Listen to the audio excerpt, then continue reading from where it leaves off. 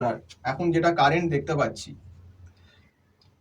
এখন যদি $1 তুমি কম্পেয়ার করো রুপিজের সঙ্গে, সেটার কিন্তু রেটটা প্রায় 82.26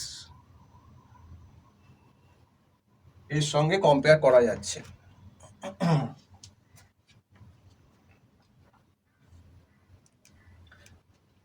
তাহলে তোমরা বুঝতেই পারছো যে আমাদের কিন্তু মানে আমরা যদি 82.26 রুপিস দিই তবে আমরা একটা ডলার পেতে পারি। তার মানে ডলারের কিন্তু আমাদের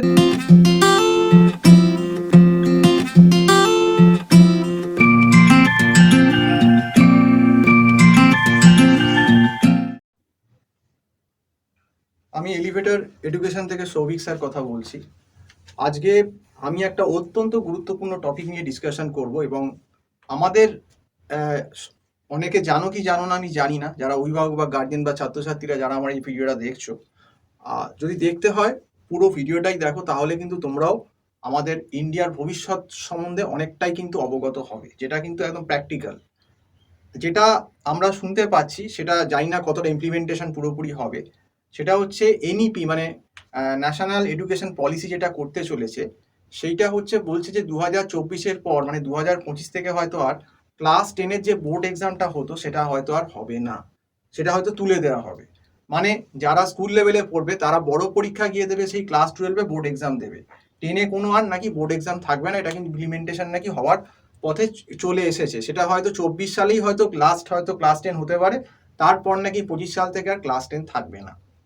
এবং এর আগেও আমাদের মোদী সরকারের গভর্নমেন্টের আরেকটা ডিসিশনও আমরা দেখেছিলাম, সেটা হচ্ছে যে গ্র্যাজুয়েশন যেগুলো আর কি পাস কোর্সে সেগুলো বলেছেন 3 বছর এবং যেগুলো অনার্স আর কি সেগুলো হচ্ছে 4 বছরের করে দিচ্ছে। এবং সব থেকে যেটা খুব অদ্ভুত ব্যাপার আমার লেগেছে যে যারা অনার্স পড়বে তারা নাকি অনার্স 4 বছর পড়ার পরেই ডিরেক্ট রিসার্চ ওয়ার্ক মানে পিএইচডি ওয়ার্কে নাকি তাদের ঢুকে যাওয়ার, পিএইচডি কোর্সে একটা নাকি সুযোগ থাকবে। সব থেকে বড় কথা হচ্ছে আমরা তো নিজেরাও মাস্টার্স করেছি ম্যানেজমেন্ট ইকোনমিক্স অনার্স করার পর, তো রিসার্চ ওয়ার্ক করতে গেলে কিন্তু একটা খুব মানে সেই যে সাবজেক্টে করবে সেই সাবজেক্ট সম্বন্ধে খুব নলেজ লাগে। আদারওয়াইজ কিন্তু দুম করে এরকম শুধু একটা গ্র্যাজুয়েশন করে 4 বছরে কিন্তু 1 বছরে একটা লাস্ট ইয়ারে হয়তো একটা রিসার্চ ওয়ার্কের একটা জাস্ট একটা ভিউ বা আইডিয়া দিয়ে দিল, কিন্তু সেইটা দিয়ে কিন্তু যদি পিএইচডি বা রিসার্চ ওয়ার্ক করা হয় তাতে কিন্তু আলটিমেটলি স্টুডেন্টের সেই মানে এটা থাকে না, সেই জ্ঞানার্জনটা হয় না। এবং এই যে ক্লাস 10 অবধি বকলমে পাস ফেল তুলে দেওয়া হলো, এতে কি খুব লাভ হলো? গভর্নমেন্ট থেকে বলা হচ্ছে নাকি এডুকেশন পলিসিটাকে শিথিল করে দেওয়া হচ্ছে যাতে স্টুডেন্টদের ওপর মানসিক চাপ না পড়ে। এবং এই যে পলিসিটা, এই যে পলিসিগুলো নিচ্ছে সেটা নাকি অনেকটা বাইরের ফরেন পলিসি, মানে ইউএসএ যেরকম পড়াশোনাটাকে শিথিল করে দেয় সেরকম একটা পলিসি নেওয়ার চেষ্টা চলছে। এবার সব থেকে বড় কথা হচ্ছে, দেখো আমার যেটা মত, দেখো আমেরিকা আর ভারতবর্ষের মধ্যে একটা হিউজ ডিফারেন্স আছে, এটা কিন্তু তোমাদের মানতে হবে। দেখো আজকে ভারতবর্ষের পপুলেশন প্রায় 142 করোড়, 142 কোটি পপুলেশন। এবং সেই তুলনায় কিন্তু আমেরিকার পপুলেশন প্রায় আমাদের বলতে গেলে 1/3 কি 1/4, তাই ইউএস এর পপুলেশন কিন্তু অনেক কম সেক্ষেত্রে। এবং আমাদের ভারতবর্ষের পপুলেশন এত বেশি যে সেই দেশে কিন্তু আমাদের যেই শিথিল করা পলিসি ছাত্রছাত্রীদের জন্য, আমার মনে হয় না এটা কিন্তু কাজ করবে বলে, এবং এটা কিন্তু খারাপই হবে। কারণ আমেরিকায় পপুলেশন আমাদের প্রায় 1/3 1/4, সেখানে তাদের শিথিল করা মানা যেতে পারে। কারণ আমেরিকার জব যে রেট, এই জব রেট সম্বন্ধে বোঝাবো। জব রেট জিনিসটা কি? জব রেট হচ্ছে, ধরো আমাদের এখানে কি বলবো, জব রেট জিনিসটা কি বুঝে নাও। ধরো জব করার মতো 100 জন লোক আছে, 100 জন লোক জব করতে পারে।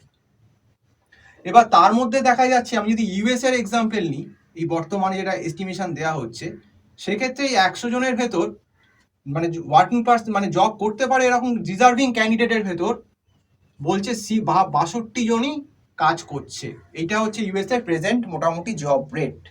সেই তুলনায় যদি আমাদের ভারতবর্ষের জব রেট আমরা এই প্রেজেন্ট সিচুয়েশনে অ্যানালাইজ করি, তাহলে কিন্তু দেখা যাচ্ছে, আমরা যদি ইন্ডিয়ার অ্যানালাইসিস করি এখানে ভারতবর্ষের,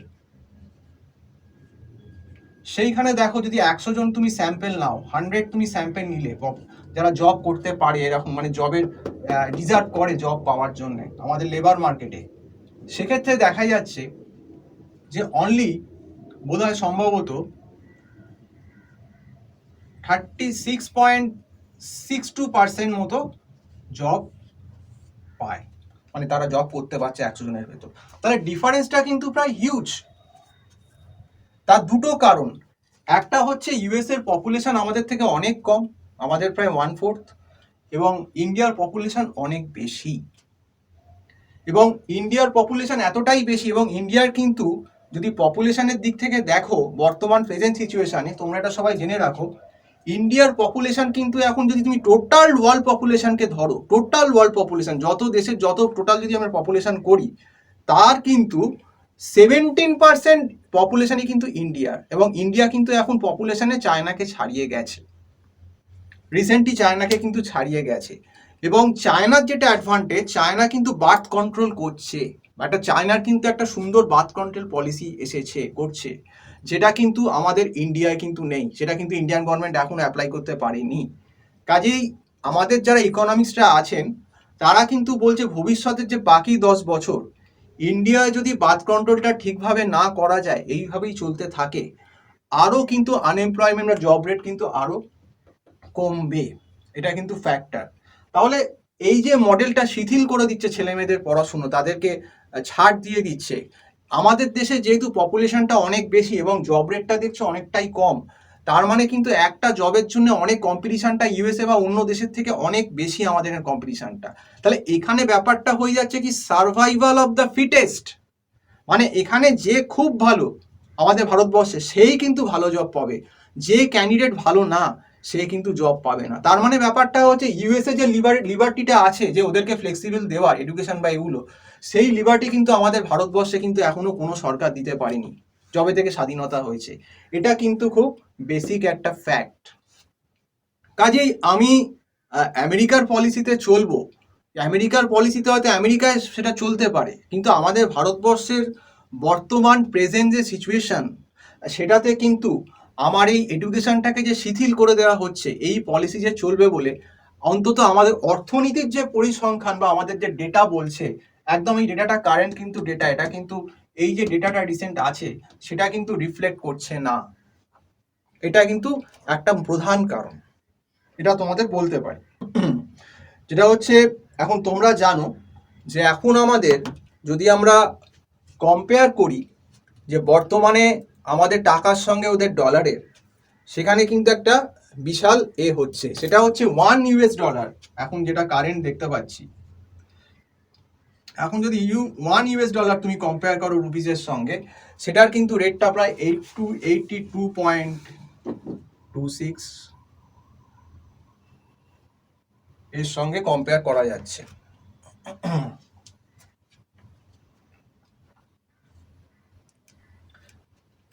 তাহলে তোমরা বুঝতেই পারছো যে আমাদের কিন্তু, মানে আমরা যদি 82.26 রুপিস দিই তবে আমরা একটা ডলার পেতে পারি।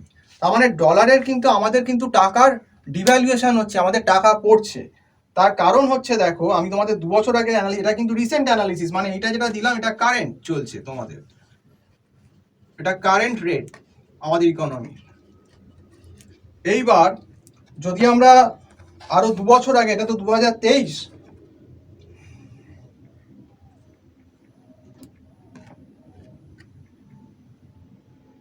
আমরা যদি 2021 একটু দেখার চেষ্টা করি, দেখো 2021 সালে দেখো আমাদের কি রেট ছিল, দেখো না 2021 সালে কিন্তু একটা ইউএস ডলার আমাদের কিনতে গেলে কত টাকা দিতে হতো, 76.3125। তার মানে দেখো আমাদের আমাদের কিন্তু টাকার দাম কমছে। মানে এটা ছিল হচ্ছে এস্টিমেটটা যেটা দিলাম 2021-এর, বলছেন আচ্ছে দিন আনে বালা হে, কিন্তু আমাদের ইকোনমির যেটা ট্রু ডেটা বা ফিচারটা হচ্ছে তাতে কিন্তু দেখা যাচ্ছে ভারতবর্ষের কিন্তু আচ্ছে দিন আসছে না। মানে আলটিমেটলি কিন্তু আনএমপ্লয়মেন্ট রেট বাড়বে, কারণ দেখো তোমার কিন্তু টাকার ডিভ্যালুয়েশন হচ্ছে, টাকা কিন্তু পড়ছে। আরো যদি আমরা আগে যাই, আমরা যদি 2000 করোনার আগে যদি যাই একটু 19-এ, তখন দেখো ছিল, এটা হচ্ছে 19 অক্টোবরের যেটা এস্টিমেটেড রেট বলছে,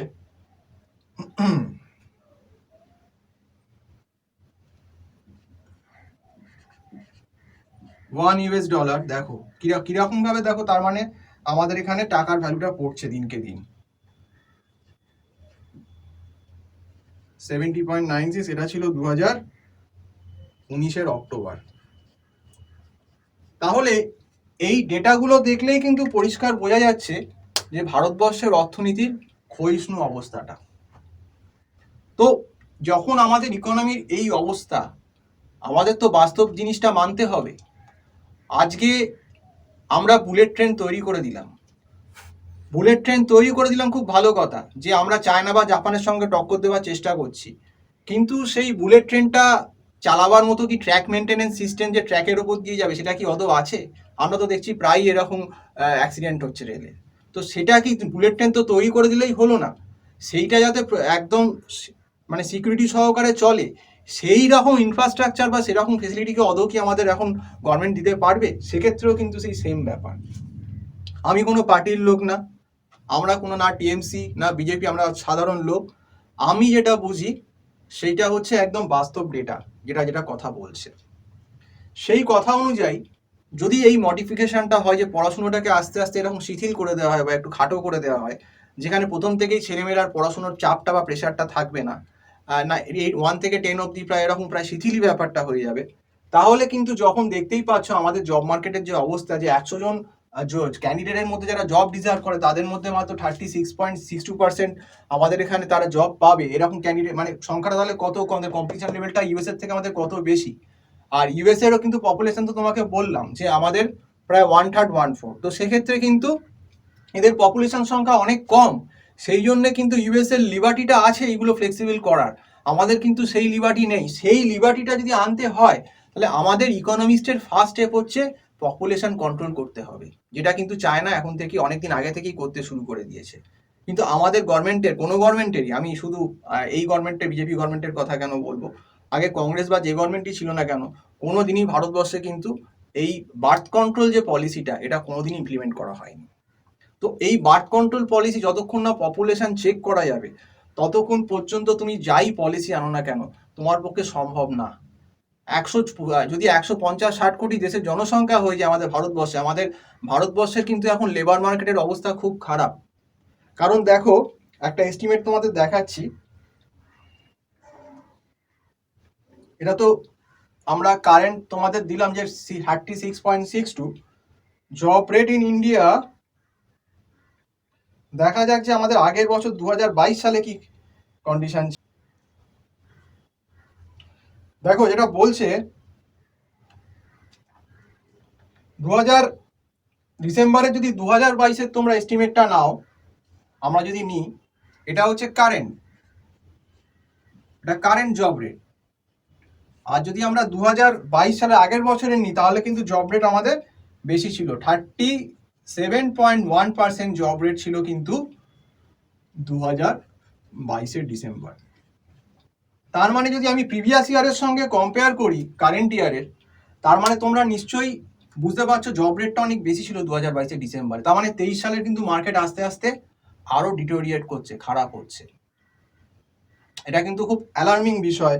এবং যেটা বলছে যে এই ফিগারটা কি সাজেস্ট করে, this figure suggest that the labour market in India is facing challenges, there is a need for policy intervention to create more job opportunities and improve employment rates. তাহলে এই সিচুয়েশনে কিন্তু গভর্নমেন্টকে কিন্তু মনিটারি বা ফিসকাল পলিসির এমন কিছু স্টেপস নিতে হবে যাতে কিন্তু ইমিডিয়েটলি যাতে এই জব রেটটা বা এমপ্লয়মেন্ট অপরচুনিটি আসে এবং এই জব রেটটা যাতে ইমপ্রুভ করে, আদারওয়াইজ কিন্তু খুব বিপদ। এবং যেটা আমি সব থেকে বড় যেটা বললাম, যে আমাদের যে এডুকেশন পলিসি কখনোই আমেরিকার মতো লিবারাল হতে পারবে না, যতক্ষণ না পর্যন্ত এই বার্থ কন্ট্রোল জিনিসটা হচ্ছে, যতক্ষণ না পর্যন্ত আমরা পপুলেশনটাকে কন্ট্রোল করতে পারছি। কারণ পপুলেশন যত বেশি হবে, তোমার কিন্তু মাথা পিছু জবের হারও তত কম হবে। কারণ তুমি দেখো, জব আজকে ইউএসএ তে কিন্তু ভাবতে হবে, ইউএসএ জনসংখ্যা আমাদের 1/3 1/4 বলেই কিন্তু 100 জন ডিজার্ভিং জব ক্যান্ডিডেটের ভেতর কিন্তু 62 is employed in USA, whereas to compare in India 100 জনের ভেতর মাত্র দেখো কারেন্টে 36.62, তাহলে কতটা কম। অ্যাকচুয়ালি এই যে ইন্ডিয়া বলছে না যে ডিজিটাল ইন্ডিয়া, এগুলো সবই কিন্তু আমাদের একটা কাছে একটা আইওয়াস, আর কিছুই না। আজকে যেই বলো, আজকে তোমরা দিদি বলো, মোদি বলো, যেই বলো, হোয়াট এভার মেবি যারা মসনদে বসে আছেন, তাদের কিন্তু সব কথা কিন্তু সত্যি নয়, সব কথা সত্যি হচ্ছে না।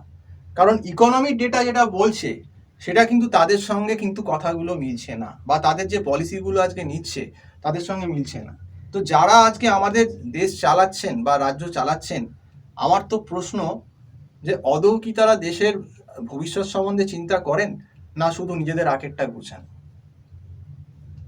এবং আমার ব্যক্তিগত মত, যতক্ষণ না পর্যন্ত পপুলেশন কন্ট্রোল করতে পারবে, যে সরকারই হোক না কেন, বিজেপি হোক, কংগ্রেস হোক, আরো অন্য জায়গায় যে কোনো জোট সরকার আসে না কেন, ততক্ষণ পর্যন্ত যদি আজকে সত্যি এই যে পলিসিগুলো এডুকেশনে নেওয়া হচ্ছে, শিথিল করে দেওয়ার জন্য এডুকেশনটা, আমি ডেফিনেটলি বলতে পারি এই জব মার্কেটের অবস্থা আরো খারাপ হবে। কারণ কোম্পানি কিন্তু দেখবে তুমি কতটা জানো, সে কিন্তু তোমাকে দেখে স্যালারি দেবে।